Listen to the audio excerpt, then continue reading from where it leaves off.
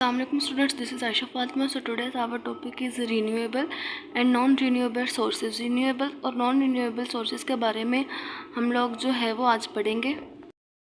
Renewable sources क्या होते हैं? ऐसे सोर्सेज जो कि हमारे पास एक दफ़ा ख़त्म हो जाए तो हम लोग उनकी जगह नया सोर्स ला सकें उसी के जैसा जो कि सोर्स हमारे पास ख़त्म हुआ है।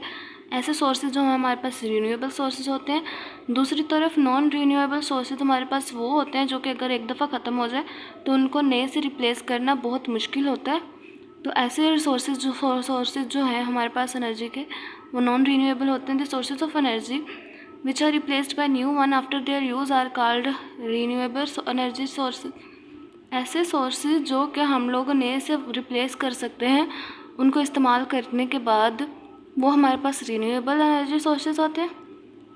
On the other hand non renewable sources are those which are depleted with continuous use, जो कि आप कंटिन्यूस यूज़ की वजह से ख़त्म हो जाते हैं। वंस दे रन आउट, एक दफ़ा जब वो चल जाएँ, they are not easily replaced by new one, तो वो न्यू वन से ईजिली रिप्लेस नहीं कर पाते।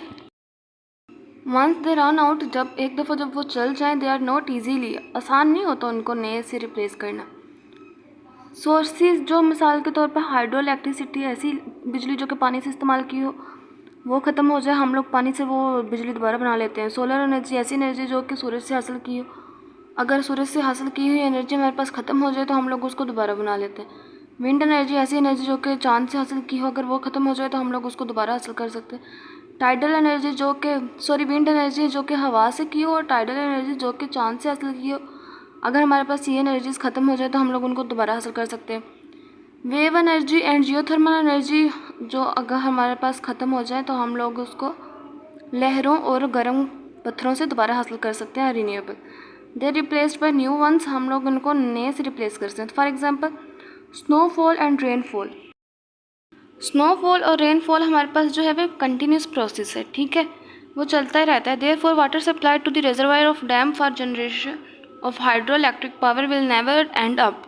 इसीलिए जो डैम्स को पानी मिलता रहता है, डैम्स को पानी की सप्लाई होती रहती है, तो जो हाइड्रो इलेक्ट्रिक पावर, ऐसी इलेक्ट्रिक पावर जो कि बिजली से पावर जो कि पानी से बनती है, उसकी जो जनरेशन है वो विल नेवर एंड अप, वो बंद नहीं होती। Like wise solar energy will remain available for ever. इसलिए इस तरह सोलर एनर्जी यानी कि सूरज की एनर्जी जो है वो क़यामत तक हमें अवेलेबल ही रहेगी, क्योंकि सूरज तो क़यामत वाले दिन ही तबाह होगा।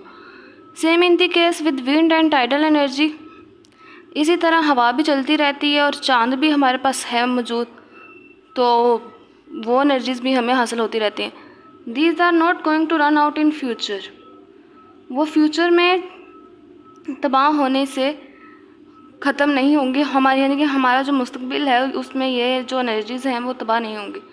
नॉन रीन्यूएबल सोर्सेज क्या होते हैं? Non renewable sources including fossil fuels and nuclear energy, यानी कि फॉसिल फ्यूल्स जो ऑयल, गैसेस और कोल को जलाने की वजह से जो एनर्जी हासिल होती है, न्यूक्लियर एनर्जी, ये हमारे पास नॉन रीन्यूएबल हैं। अगर ये ख़त्म हो जाए तो हम लोग इनको दोबारा आसानी से जो है वो रिप्लेस नहीं कर सकते। The remnant the remnants of plants and animal buried under the earth took millions of year to change into fossil fuels. जानवरों और पौधों की जो हमारे पास बचे कुछ चीज़ें होती हैं, वो ज़मीन के अंदर जो है वो हज़ारों सालों तक जो है वो ना दबी रहती हैं। उन हज़ारों सालों तक दबे रहने की वजह से वो फॉसिल फ्यूल्स में चेंज होती हैं, और फॉसिल फ्यूल्स की जो इतनी क्वांटिटी है वो भी ज़्यादा नहीं होती, लिमिटेड क्वांटिटी होती है। इसीलिए नॉन रिन्यूएबल सोर्सेज को दोबारा हासिल करना इतना आसान नहीं होता।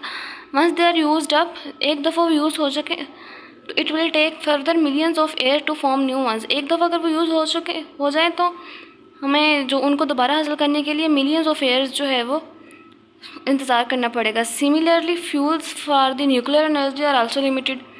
न्यूक्लियर एनर्जी के लिए जो फ्यूल होता है वो भी लिमिटेड होता है। As the need of our energy is increasing day by day. आजकल हमें एनर्जी की ज़्यादा ज़रूरत है, दिन ब दिन जो एनर्जी की ज़रूरत है वो बढ़ती जा रही है। There is need to develop other non traditional renewable energy sources. तो हमें रवायती नॉन रीन्यूएबल सोर्सेज के अलावा non traditional renewable energy sources को भी यूज़ करना चाहिए, गैर रवायती। तो ये हमारे पास टॉपिक था renewable and non renewable sources का। उम्मीद है कि आपको समझ आ गई हो।